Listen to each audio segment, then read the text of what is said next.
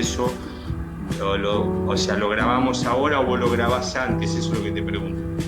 Sí, yo lo grabamos en este momento, o sea, vamos yendo y si vemos que algo más nos falta, yo lo puedo agregar después con el equipo, no hay inconveniente. Bien, Bueno, bien, entonces vamos a dar inicio. de acuerdo.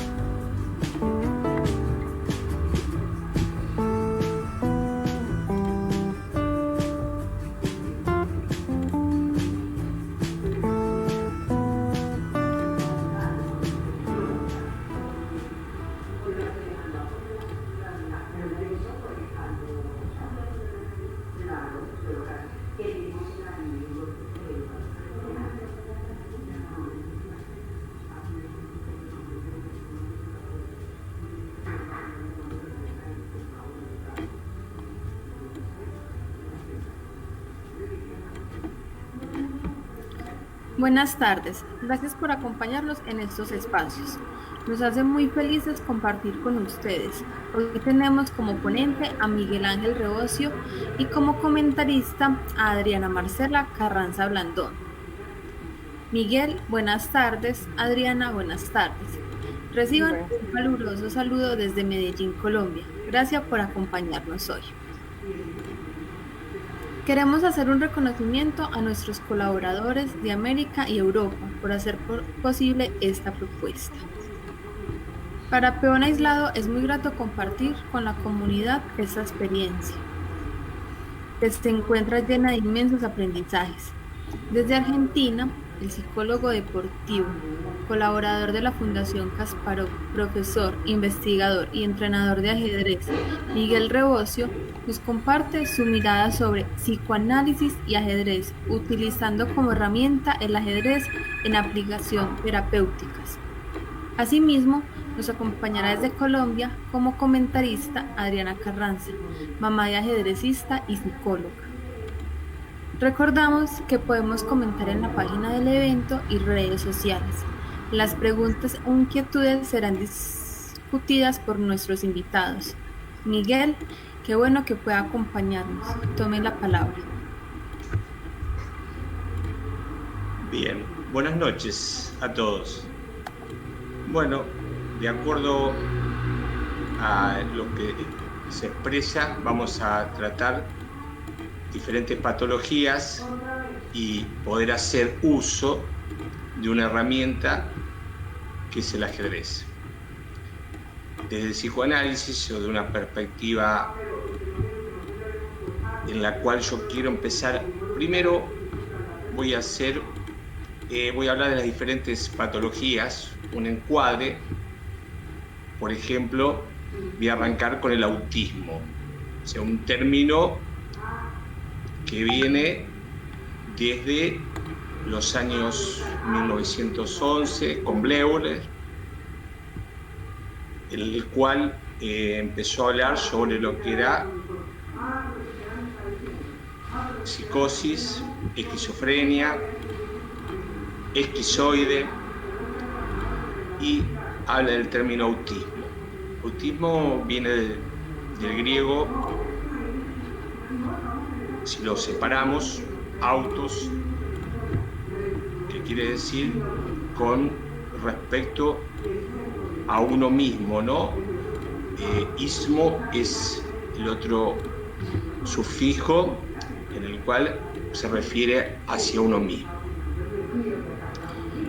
Entonces acá la cuestión es la tendencia que hay hacia el mundo interno. Después, haciendo un recorrido, Leo Kanner, otro psiquiatra, toma esto en el año 43 y entonces empieza a diagramar este tipo de patología con diferentes estudios con niños y lo toman como que acunó, o sea, sería como el padre del trastorno del espectro autista. Bueno, ¿qué significa esta cuestión del autismo? Sería, ¿no? ¿De qué estamos hablando? Estamos hablando de niños los cuales se empieza a dar a temprana edad, se empieza a haber entre los 2 y los 4 años. Alrededor de los 2 años, muchos padres ven que el niño no se contacta con el mundo exterior, sino que hay una dificultad, que es una de las características del autismo, de relacionarse con el entorno y relacionarse con poder tener un lenguaje en el cual le cuesta. Estamos hablando en una estructura muy rígida en el cual directamente como que el entorno no existe y entonces desaparece como el mundo exterior. Esto es la cuestión fundamental que hace referencia a Kanner, es que esta persona no se puede vincular, o este niño no se puede vincular con su madre, con el entorno no existe, con su padre hay un inconveniente, entonces como que está siempre en su mundo y bueno, jugando él solo en un mundo muy interno. Entonces, también por esa época también aparece Asperger un año después, en la cual es un pediatra del cual se va a acuñar también otro trastorno. Siempre la palabra este trastorno voy a poner un poco entre comillas esta palabra, en la cual este pediatra, que era pediatra y también él creía que lo social y las disciplinas que tenían que ver con todo lo social y el estudio, lo toma de otra manera y ve diferentes formas de tomar el autismo o los casos de acuerdo a como lo veía Kanner. Acá la cuestión sería que a través, tanto sea del autismo, sea del Asperger o trastornos, como se les llama, del desarrollo, ¿no? Trastornos que tienen que ver con una cuestión cognitiva, que tienen que ver con una cuestión de poder, con el lenguaje, que es una de las herramientas fundamentales que tiene el ser humano, poder relacionarse y poder lograr, a través del lenguaje, lograr simbolizar y crear una relación que tiene que ver con los padres y lógicamente después cuando empiezan la escuela con sus compañeros, con su entorno, con el poder insertarse, que es una de las herramientas fundamentales. Acá la mirada que yo tengo y que quiero hacer un poco hincapié en todo este tipo de trastornos, como también el TDAH, que es un trastorno en el cual se habla de una deficiencia en la atención, una hiperactividad, como que el niño está permanentemente hiperactivo y no puede prestar atención. Esto es lo que pasa en las aulas, en los colegios, y por mucho tiempo, y hay manuales que todos conocen, empezó con el DMS-1, que tiene que ver con la DMS-1, DSM-2, DSM-3, 4 y ahora estamos en el 5, ¿no? Que tiene que ver con la Asociación de Psiquiatría, y entonces empezaron a diagnosticar y a crear rótulos muy rígidos con respecto a la forma de ver este tipo de trastornos, en la cual diría que estigmatizan, en la cual etiquetan, en la cual es una estructura bastante rígida y hay una concepción muy genética, muy biologista, la cual diría que como que no da lugar a la cual etiquetan poder correrse de ese lugar. Porque, por ejemplo, yo diría, hay chicos que pueden,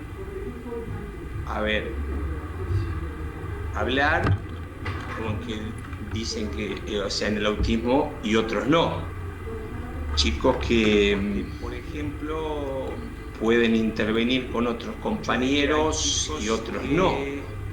Chicos que pueden, con futuro, pueden escribir un libro y otros no.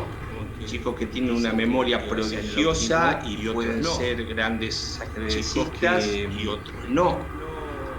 Pueden intervenir con otros. Creo que el medio y el entorno hace que, y estos últimos años, a partir del 2013, fundamentalmente, ahí va cambiando esta cuestión del DMS y la asociación psiquiátrica, en la cual se basan prácticamente todos los psiquiatras del mundo, porque eso se va editando cada un periodo de 7, 8, 10 años. La idea es, para mí, una mirada diferente, en la cual el psicoanálisis no ve esta estructura tan rígida y ver, yo diría, las capacidades que pueden tener estos niños. Porque si no, es como que lo estaríamos encasillando dentro de esquemas rígidos, y de esa manera no podrían como simbolizar qué es lo que necesita tanto un autista como un Asperger, como también un niño que está sufriendo, porque este es el punto fundamental, y también está sufriendo el entorno, de poder simbolizar. Entonces, ¿por qué el ajedrez para mí es una herramienta importante? Porque el ajedrez conlleva a crear un espacio en el cual el niño se puede, con el simbolismo que tiene el ajedrez a su vez, compartir con otros niños y relacionarse. Voy a poner un ejemplo, que tuve un niño de 10 años, yo dando clases de ajedrez en una escuela. Entonces me presenta la maestra, el niño en el cual ya me dicen que era autista, que de los 2 años venía con tratamiento psicológico. Entonces, la primera clase que yo voy a dar al grupo quinto grado escolar acá en Argentina, aproximadamente, por eso digo esta edad, calculo que tiene que haber sido 10 años. Entonces me presento y la maestra, eran 2 maestras, una me decía que realmente tenía esta cuestión de que era autista y que no se relacionaba, que los compañeros no quería relacionarse, que los compañeros lo querían integrar. Entonces la primera clase que voy, él está jugando solo y se va a jugar al ajedrez, jugaba ajedrez sin duda y conocía las reglas al final de la sala. Entonces yo, como lo invito a participar y él me dice yo juego solo, la segunda clase se repite lo mismo, no me acuerdo el nombre, pongámosle un nombre X. Entonces este niño X me dice en la segunda que él juega solo. Entonces en la tercera clase le digo si se podía sentar adelante, él se sienta adelante y está jugando solo en el tablero de ajedrez. Le digo, yo veía que realmente jugaba solo y bien, movía las piezas, él mismo contestaba sus partidas. Entonces había muchos niños que no sabían realmente prácticamente ni mover las piezas. Entonces le digo, mira X, o pongámosle José. José, ¿puedes enseñarle a tu compañera, que veo que juegas muy bien, cómo se mueven las piezas? ¿Puedes enseñarle algo de ajedrez? Y me dice, y me queda mirando, sí, le puedo enseñar.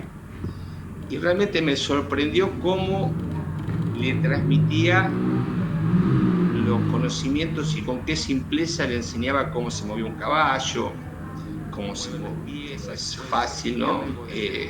Cómo movían los alfiles, le explicaba todos los movimientos de las piezas, ¿no? Los peones, una sencillez, y bueno, y de esa manera logro captar su atención, y después él, ya sí, de ahí en más, él empieza a participar a través del ajedrez, como diría yo, a crear un lenguaje, ¿no? Con este tablero de ajedrez. Entonces empieza a surgir una ruptura ahí de este esquema que él tenía siempre hacia su mundo interior, y crea un lazo ahí con los compañeros. Y él empezó a ser como un ayudante mío para enseñarle a los niños o los compañeros que no sabían ajedrez. Ese es uno de los casos que recuerdo, ¿no? Por ejemplo, otro caso también que recuerdo, que tiene que ver con esta cuestión de que hablamos también de trastornos, todos trastornos, esta palabra trastorno, síndrome de Asperger, bueno, esa, por eso yo la pongo entre comillas, ¿no? Porque me gustaría que quede nada más que Asperger, que autismo, y sacar esta etiqueta, estigmatizarlo, rotularlo lo posible, para que tantos padres como profesores de ajedrez, como maestros, puedan tener otro enfoque diferente. Este otro caso sería de un niño que era el terror de la escuela, también de, creo que de 5º grado. Eso fue anterior a esto, creo que fue, no sé, año 1998, por ahí, hace bastante de eso. En ese momento esta persona era muy hiperativa y pegaba a otros compañeros, y siempre había. Entonces yo había empezado a dar un taller de ajedrez de 2º grado, ese taller era todos los grados para mí.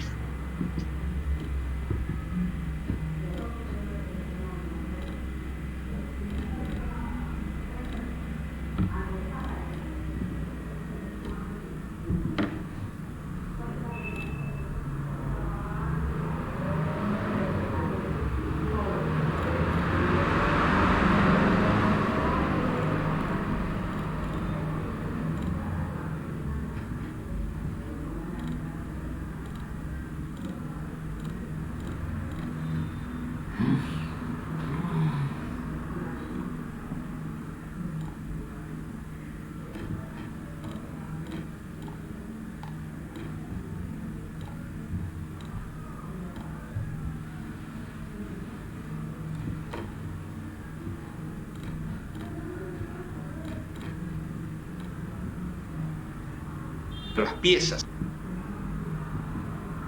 Ese ideal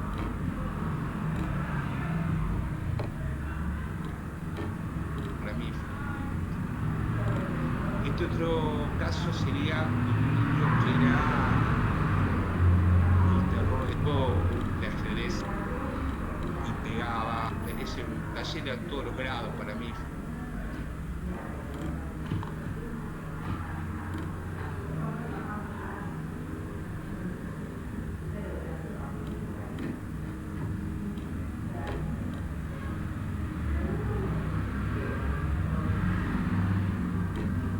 Agresividad en la escuela, o en las clases no tenía una motivación despertada por sus profesores, también puede ser otro de las cuestiones, y entonces, bueno, él buscaba con esta hiperactividad y siempre corriendo y pegando y todo eso, descargar esa energía. Y creo, por eso que tanto en todo tipo de trastornos o patologías hay un común denominador que es el sufrimiento. Estos niños sufren porque no sabemos qué es lo que pasa fuera de la escuela. La escuela es como un seno de contención, me gustó esa palabra para retomarlo, ¿no? Como seno así de contención, en la cual puede insertarse de otra manera. Entonces, ¿por qué yo digo a través de el ajedrez? Porque el ajedrez tiene simbolismo, las piezas tienen un simbolismo, el peón va para adelante y no puede ir hacia atrás, ni hacia los costados, va siempre hacia adelante. Los alfiles tienen esta cuestión de ir por diagonales, puertas, entonces también hay un simbolismo porque el caballo salta y todo eso. Los niños pueden como interactuar con esto, y ese lenguaje que por ahí no lo pueden expresar, lo pueden hacer a través del juego, de lo lúdico. Y la idea es, por ahí no tantos, como dije en otra exposición que hicimos, no tantas pastillas, no tantos medicamentos, sino ver la posibilidad, por más que haya una raíz genética en este tipo de trastornos, pero no hay ningún gen que determine el gen del lenguaje. No hay un genoma que diga este niño no puede hablar. Digo niño en general, ¿no? Niños, niñas. Entonces no hay un genoma en el que determine eso. Es como hablar de, por ejemplo, de una computadora. Cuando uno tiene una computadora o un ordenador, tiene uno que programarlo. Los niños pueden tener una cuestión genética, y de hecho hay, en casos severos, un gran componente genético, pero eso no determina totalmente que no se pueda ir reprogramando, que esta es la cuestión. Y que esto es una de las cosas que descubre Asperger, que él empieza a ver como el autismo de otra manera, porque él veía niños que pasaba siguiendo, ¿no? de la infancia en la adolescencia, como que creaban, como que tenían sí estas dificultades afectivas en lo social, de la interacción con los otros, pero que podrían lograr cosas increíbles, porque podían, no sé, como dije antes, escribir un libro, ser grandes matemáticos y músicos inclusive también. Entonces creo acá que la cuestión pasa por romper ciertas estructuras y darle una posibilidad tanto a profesores, a tutores, a directivos, a docentes. Entonces creo que puedan estos niños tener un lugar diferente, porque realmente tienen capacidades tal vez diferentes, pero no alienarlos y rotularlos y ponerlo en una cuestión que la sociedad quiere, esta cuestión que diría como un ideal, ¿no? Voy a hablar de ese ideal que hay en la sociedad y en los padres, de que ese niño viene a ocupar un lugar que antes de nacer, como a todo niño, se le pone un nombre y se tienen determinados deseos o proyectos que los padres ponen en él, ¿no?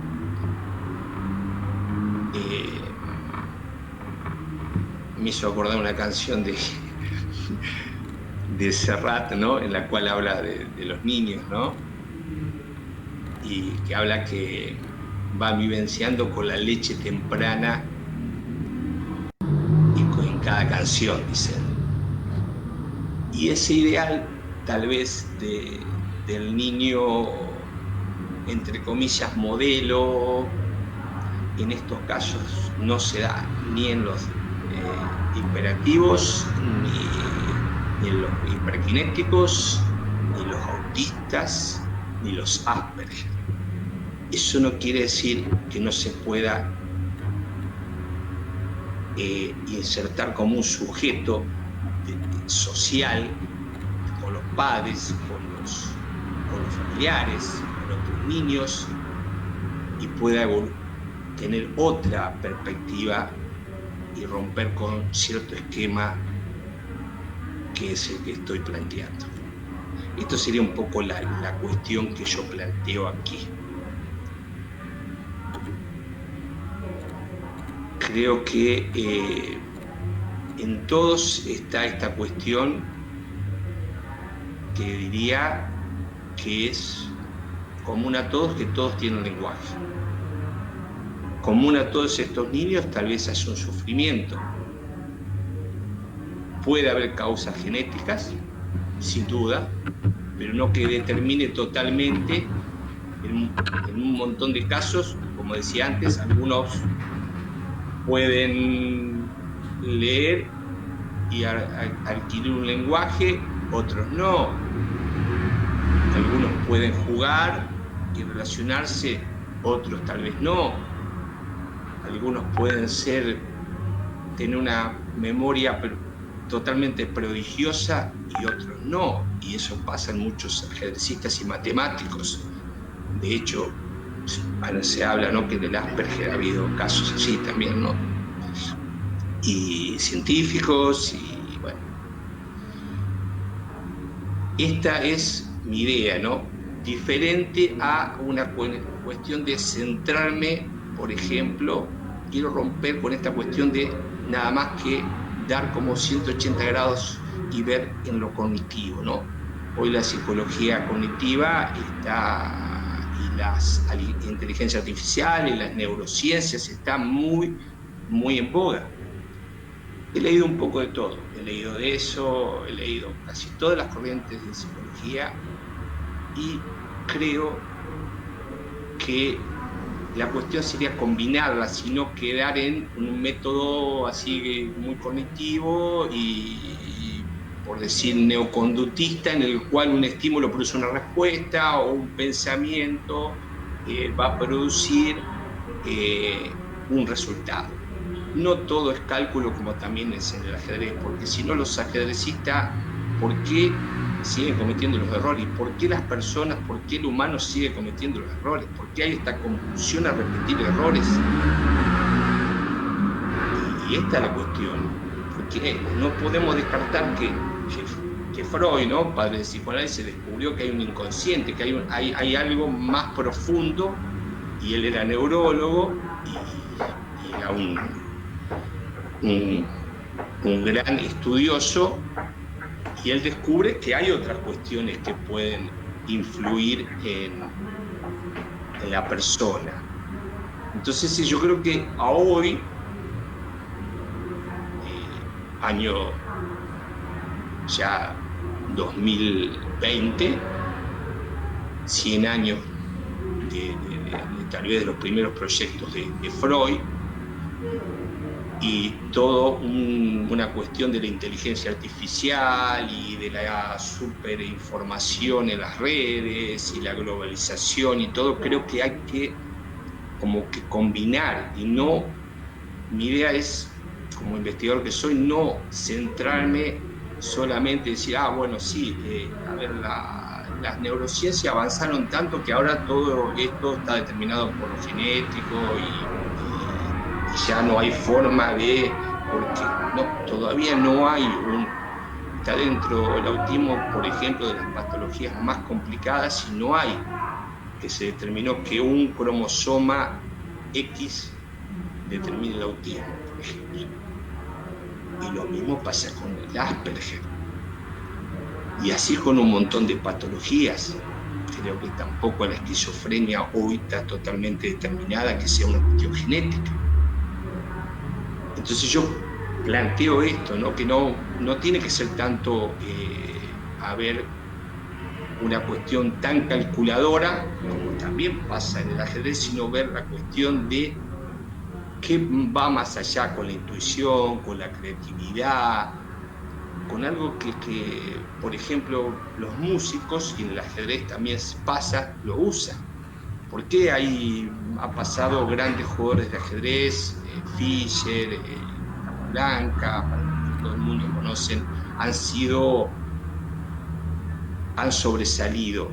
¿Qué cuestión hay en esta cuestión del talento y de la creatividad que otros no lo han usado? Y no quiere decir que no lo tengan. Esto es a lo que yo apunto con usar el psicoanálisis y el ajedrez como una herramienta. Y sí, se puede usar otras, sin dudas, corrientes dentro de la psicología, pero no rotularlo. Creo que rotular y medicar enseguida sin ver un diagnóstico que tiene que ser interdisciplinario, multidisciplinario, diría yo, en la cual, por eso me pareció interesante lo de Asperger, porque Asperger él trabajaba con psiquiatras, trabajaba con neurólogos, era un pediatra, trabajaba con psicólogos, y se relacionaba también con gente que enseñaba, con educadores, y le dio una vuelta tal vez de tuerca diferente a lo que por ahí empieza Kanner en el año 43 y hace todo un esquema en la cual después empieza esta cuestión del DMS-1, y entonces dan todas las reglas, las características del autismo, todas las características del Asperger, y después entonces va el 2, sigue con lo mismo, el 3 algo similar, y el 4, y recién ahora como en el 5 tratando de, entre comillas, ser un poco más flexible. Para todos los padres que tienen esta cuestión con sus hijos, yo creo que habría que ver las capacidades, no las discapacidades. Porque también recuerdo niños que venían a jugar al ajedrez, que la madre lo traía y tenían un problema de venir en silla de ruedas, ¿no? Había una discapacidad motora importante. No por eso dejaba de venir ese niño, al contrario, quería poder relacionarse con otros niños.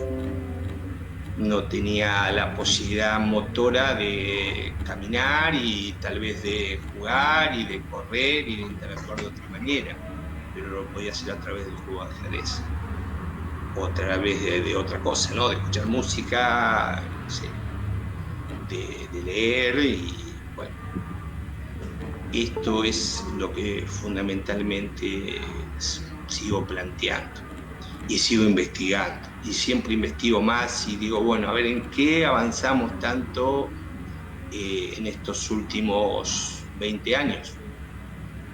Y por un lado es como que avanzamos un montón en la parte genética, de hecho lo estamos viendo con esta cuestión de la pandemia, que una vacuna que antes tardaba 3 años mínimo, hoy se han hecho en meses. O sea que la parte genética avanzó un montón. Pero tampoco de esa manera también podemos rotular o encasillar a estos niños y a los padres, que a su vez tienen que interactuar con estos, porque hay padres que se desesperan y sienten que ¿qué hago con este niño? Está esta cuestión de la pulsión, como decía tanto Lacan, y de destrucciones, y ¿qué hago? No puedo con este niño, como que no quieren, o sea, esta cuestión de odio y de amor, de matar porque no saben qué hacer, ¿no? Otro caso que leí hace poco fue de un escritor japonés, ¿no? Que tiene un hijo con el problema de autismo, entonces él empieza a hacer toda su obra literaria y logra el premio Nobel de Literatura, y en base a poder que él lo inspira a su hijo, ¿no? Poder usar esta cuestión en su vida de otra manera y no ponerlo a este niño en un lugar de que no puedo hacer nada con este niño. O sea, es una cuestión de no tener un aporte, ¿no? Bueno, me quedo escuchando preguntas, Adriana.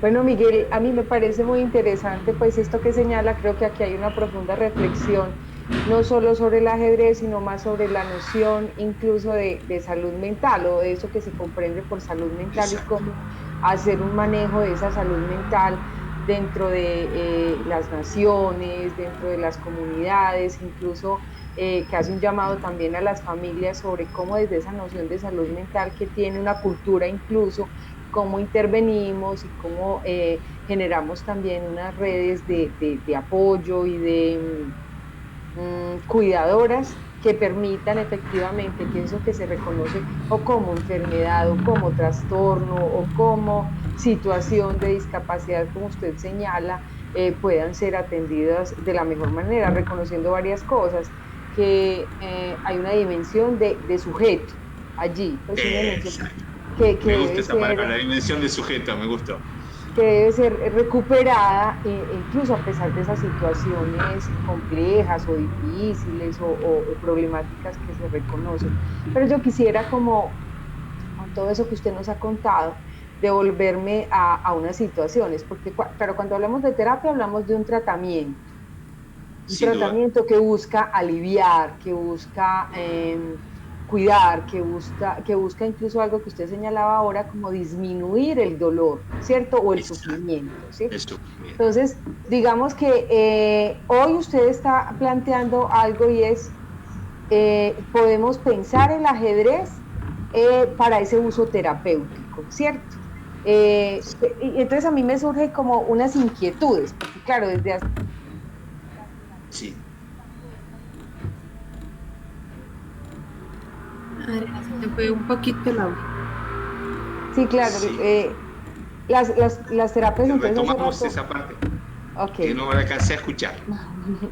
Que las terapias hace un rato, pues no solamente... Se va el audio ahí. Qué pena. Es que está... A ver, ahí sí, ahí se escucha bien. Sí. Sí, claro. Lo que pasa es que estoy desde el celular y está entrando una llamada y eso es lo que me corta en algún momento. Bien. Qué pena con ustedes. Pero entonces les decía que, bueno, desde hace mucho rato las terapias no solo están puestas desde lo psico, sino desde múltiples formas de pensar, para aliviar el dolor, para generar, disminuir el malestar. Y entonces se me ocurre, por ejemplo, o la pregunta aquí que quiero hacer es, ¿por qué es el elemento diferenciador del ajedrez, del uso terapéutico del ajedrez? ¿Qué de pronto podemos considerar como elementos diferenciadores? Porque decimos, bueno, los caballos, la equinoterapia también se ha utilizado para algunos trastornos o algunas situaciones, en comillas, trastornos, y han dicho, bueno, los caballos son importantes por esto, por esto y por esto. ¿Por qué el ajedrez podría ser? Aquí que quiero hacer es... Se fue el audio ahí. Se fue la pregunta. Repítamelo, Adriana, porque se fue el audio ahí. Es decir, ¿qué es lo que hace, qué es lo que podríamos resaltar como elemento diferenciador para el uso del ajedrez en la terapia con respecto no solo a estos trastornos, sino incluso a otras situaciones? Por ejemplo, creo que el ajedrez no solo podría ser útil para estos que usted nombra, sino para otros trastornos, por ejemplo, de conducta. Bueno, de pronto el psicoanálisis dentro de su psicopatología no recoge puntualmente estos, pero tú señalabas el DSM, el CIE-10, sí lo recogen. Entonces, ¿cómo pensar y qué es lo que hace potente o importante el ajedrez en ese uso terapéutico? Yo lo que puedo decir que he descubierto por el ajedrez como que combina dos cuestiones que por ahí no lo encuentro vuelvo a decir, no lo encuentro, corrijo, en otros juegos o en otra forma lúdica que combina el simbolismo que se puede lograr a través del ajedrez y la creatividad puesta ahí en un tablero de 64 escaques o casillas.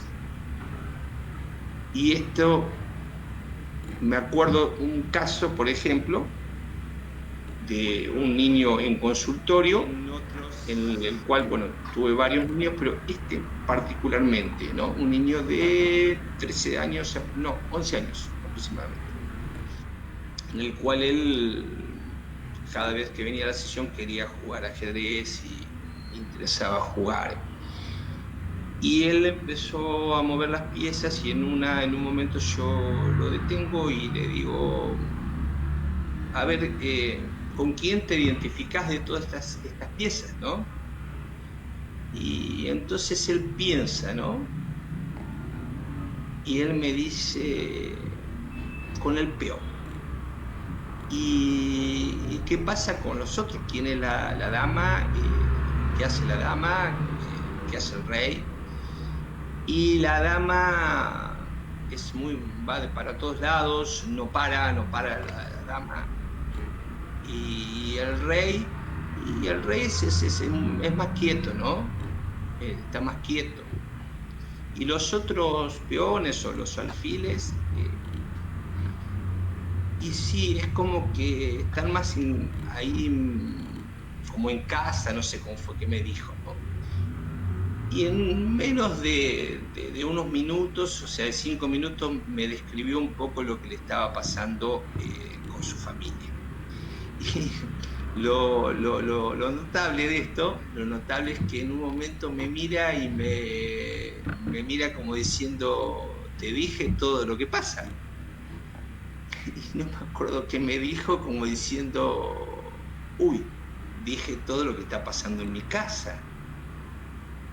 Y lo que me pasa también un poco en la escuela. Entonces yo creo que el ajedrez tiene una cuestión de simbolismo que por ahí no lo tienen tal vez otros.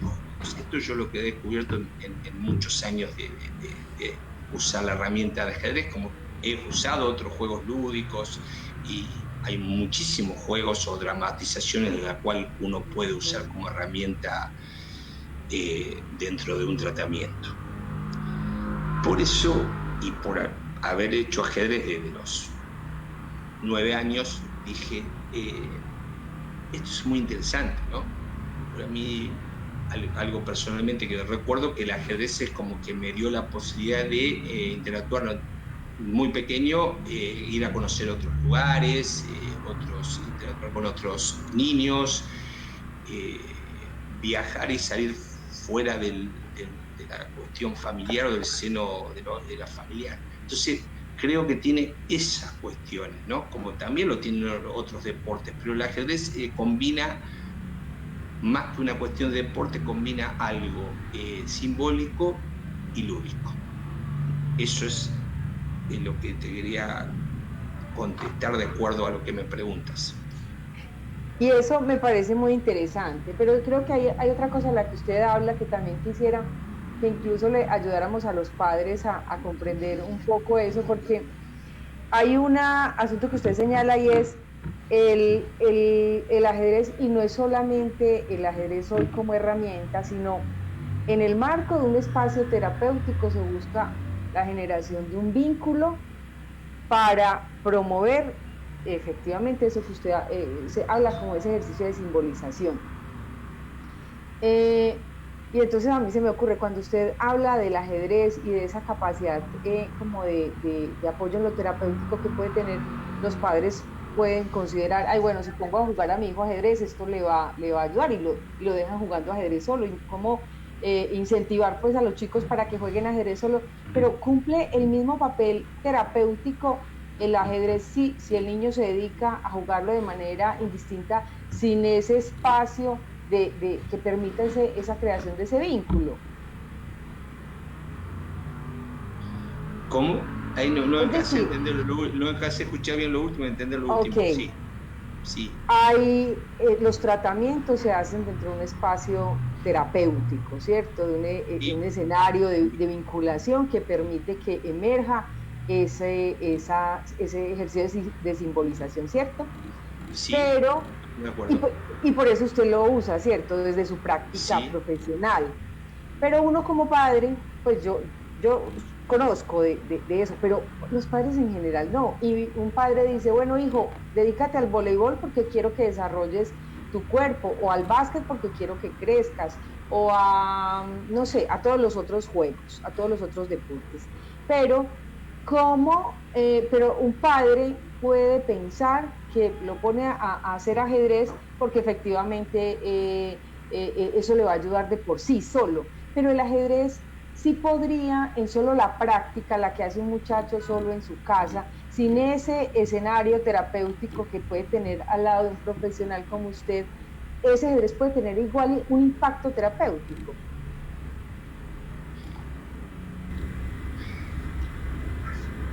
Sí, yo creo que el ajedrez tiene un impacto terapéutico y sin duda que estos padres pueden...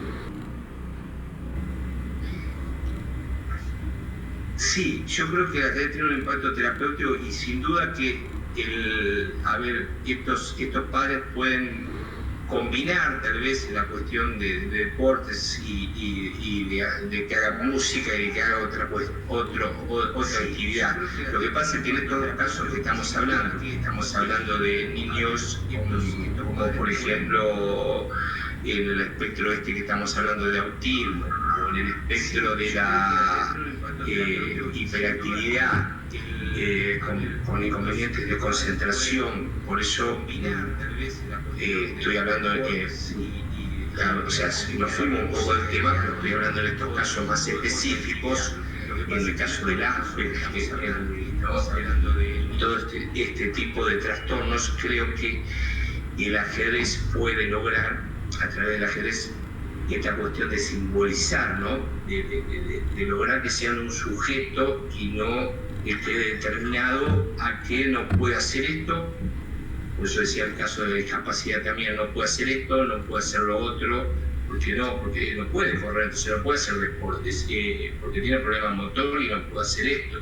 Y no, porque si es autista y está en su mundo interior, no se puede relacionar con otro. ¿Qué lo voy a llevar a hacer un deporte si él no hace más que estar encerrado en su mundo? Por decirlo muy en forma así, muy general, ¿no? Muy demasiado exagerado esto. Esto es lo que se plantea un montón de padres. Entonces, la cuestión del ajedrez es poder lograr que no tiene que haber algo motor en el cual necesita poder movilizarse, caminar, correr y está esto, ¿no? Y si viene con un inconveniente de la escuela, porque, como sería muchos casos, ¿no? Porque la escuela, la conducta, y porque se pelea con uno y se pelea con otro, ya no sé qué hacer, y bueno. Y esta cuestión de la hiperactividad, que yo lo he visto en un montón de niños que son súper hiperactivos, y yo digo, ¿cómo puede ser un niño súper hiperactivo? Live streaming has stopped. ¿Qué pasó?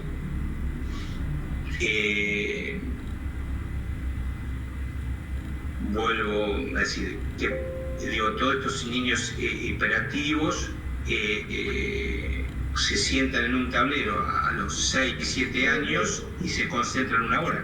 Hola Miguel, qué pena. Dame un momento que se desconectó él en vivo, entonces yo ya te aviso. Dame un momento, qué pena. Sí.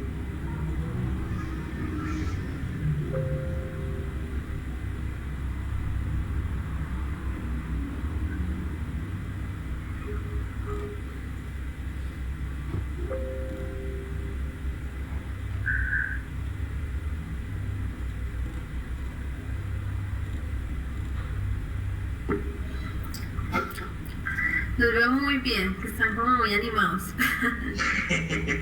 Muy interesante. Sí, ya. Pero en realidad es que, bueno, antes de que inicie, le hago estas preguntas es porque siento que el ajedrez efectivamente sí tiene un efecto incluso tranquilizador frente a aquellos que tienen mi hijo tiene una dificultad tremenda para controlar impulsos. Pues hoy sigue teniendo dificultad para asumir la frustración, pero digamos que creo que ha tenido un efecto tranquilizador. Entonces por eso le preguntaba por si la práctica misma, porque yo creo que es importante que este espacio pues no solamente se recojan como esas experiencias que tiene sobre el Asperger y el TDAH, porque son cuadros muy importantes y además muy comunes. Ahorita todos los niños tienen, el niño que no pasa por escuela con una idea de que es hiperactivo, entonces no pasa por la escuela, ¿cierto?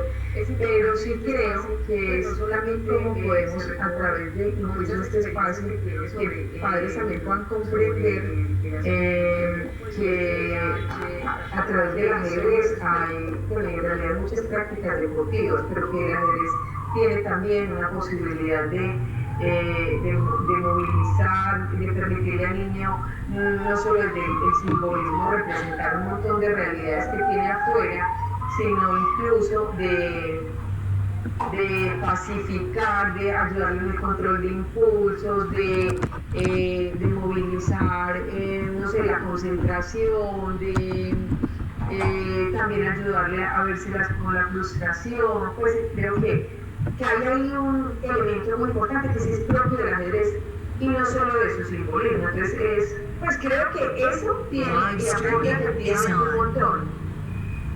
Listo, Tata, ya está. Deme un minutico más y arrancamos a las 1:30. Sí.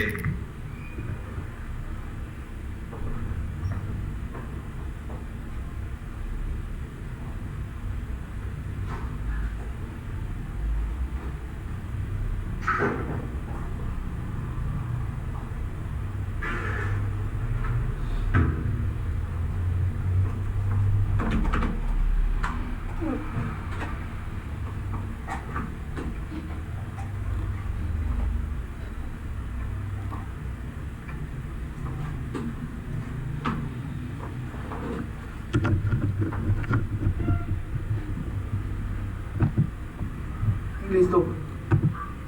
Bueno, Miguel, podemos continuar. Bien, bien. Sí, yo creo que lo que usted dice, Adriana, estoy de acuerdo con esto. O sea, no es, puede haber no solamente en el ajedrez, sino otras cuestiones que puede también un niño, no creo que sea exclusivo del ajedrez. Yo creo que el tema del ajedrez es interesante porque, de acuerdo a lo que yo planteaba antes, ¿no? Puede un niño que tenga dificultades motoras insertarse sin inconvenientes. De hecho, en toda esta época de pandemia, una de las pocas cosas que se pudo hacer y en la cual creció terriblemente, exponencialmente, fue el ajedrez.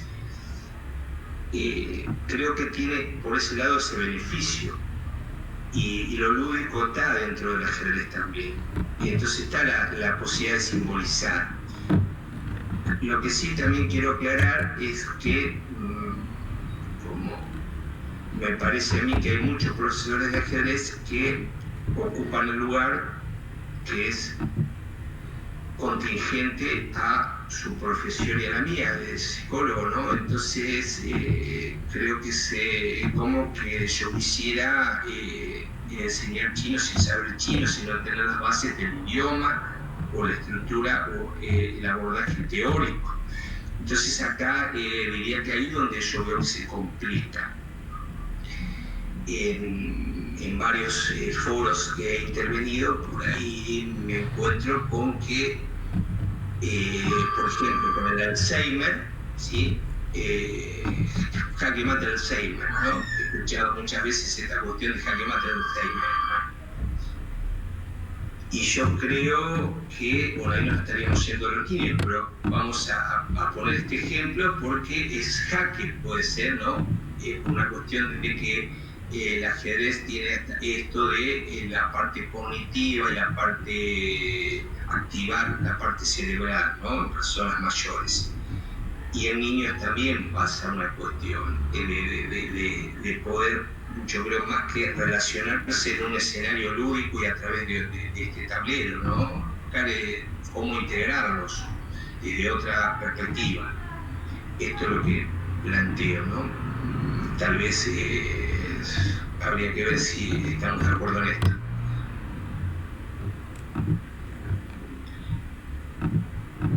Bueno, muy interesante. Yo quisiera pues como terminar con de mi parte tengo una pregunta final y es ¿usted cree que el ajedrez para algunas formas de esos trastornos, de esas patologías, no sería recomendable? Es una buena pregunta. El tema es, por eso digo que todos estos tipos de trastornos tienen diferentes estadios, ¿no? Si es algo muy invalidante, por decirlo de alguna manera. Si es muy grave, tal vez tanto el ajedrez como otra cuestión pueden impedirlo. Si no hay algo invalidante o muy severo en la cual no pueda realmente ni empezar a jugar ajedrez, por ejemplo, en la cual haya que hacer otro tipo de intervención o en casos de autismo muy severos, ¿no? Tal vez no puedan lograr lo básico que es aprender el movimiento de las piezas. O sea, yo creo que puede haber, como en todos casos, excluyentes, ¿no? Siempre está casos que no se puede decir esto, como decía en su momento Freud sobre las estructuras, ¿no? Bueno, mismo trabajar con la psicosis, decía él, que trabajar con lo que el común de la humanidad que tiene neurosis. Entonces, acá hay que trabajar desde otra perspectiva. Entonces, creo que todo, no podría decir que en todos los casos se puede aplicar el ajedrez. Y es una buena herramienta para, como decía, ¿no? Porque hay chicos que sí y otros no. Hay chicos que pueden esto y otros no. Pero en general, por los que, en otros casos que yo planteé, ¿no? De estos niños que pudieron encontrar a través del ajedrez, te dejo como algo centralizador, ¿no? Sabemos que por ahí esta frase que ha circulado un montón de veces que la extraen así de un contexto, y Freud dijo, bueno, que no hay un remedio más eficaz que el amor. Creo que la cuestión es que los padres puedan también poner a este niño en un lugar diferente, ¿no? Y si lo pueden hacer a través del ajedrez o a través de otra, que puede ser la música, el deporte, lo que sea, me parece que también es factible. A mí me parece que el ajedrez tiene esta posibilidad que tiene que ver también con esta cuestión motora que en otros, por ejemplo, más que la música, no veo algo similar. Si una persona discapacitada no puede, por ejemplo, sí puede hacer por ahí un deporte, pero si hay una discapacidad muy severa y puede realmente la parte cognitiva usarla a través del ajedrez, me parece interesante que lo puede hacer. A eso apunto con usar el ajedrez, ¿no? Y que me pareció una buena herramienta que es bastante amplia y en la cual se puede simbolizar y puede haber un lenguaje y puede haber una relación con niños de hoy, con la tecnología que tenemos, de cualquier parte del mundo. Y eso en nuestra época, cuando yo, si me remonto a la época que yo empecé a jugar, no sucedía esto, ¿no? En una época había, al principio de la época de, no sé, de Fischer, había ajedrez por correspondencia, no teníamos la posibilidad de jugar ajedrez online. O sea, esto fue muy posterior. Hoy un niño tiene esa posibilidad que sin poder, si no puede salir de su casa, puede realmente interactuar y llegar a conocer a otra persona a través de este juego. Creo que me parece que es una interesante herramienta para usarlo. Así es, Miguel, y que también, como lo hemos mencionado en varias ocasiones, gracias a la virtualidad, fue el deporte que siguió un camino que no paró y que antes más gente se dio la tarea y el gusto de conocer el ajedrez. Entonces ha sido muy bello que el deporte ciencia esté en auge en este momento y esperamos que siga así. Adriana, muchas gracias. Miguel, muchas gracias. El equipo de Peón Aislado quiere reconocer el entusiasmo de nuestros invitados y su mirada única como aporte a una visión común. Compartieron su experiencia y mostraron su compromiso a favor de acciones concretas en beneficio del ajedrez, del juego y de los chicos. Asimismo, los queremos invitar al Congreso que se realizará el 19 y 20 de diciembre de Madrid Chess Conference. Bien. Es una iniciativa que busca impactar la realidad de los jóvenes empleando el ajedrez como medio catalizador. Está dirigido a consolidar una experiencia vital para niños y jóvenes que se encuentran en estado de vulnerabilidad a causa de factores invisibilizados como el aislamiento, la incomprensión y la soledad. Busca enriquecer la vida de sus participantes por medio de una oferta de actividades y recursos que propenden conexiones significativas con sus pares y sus realidades.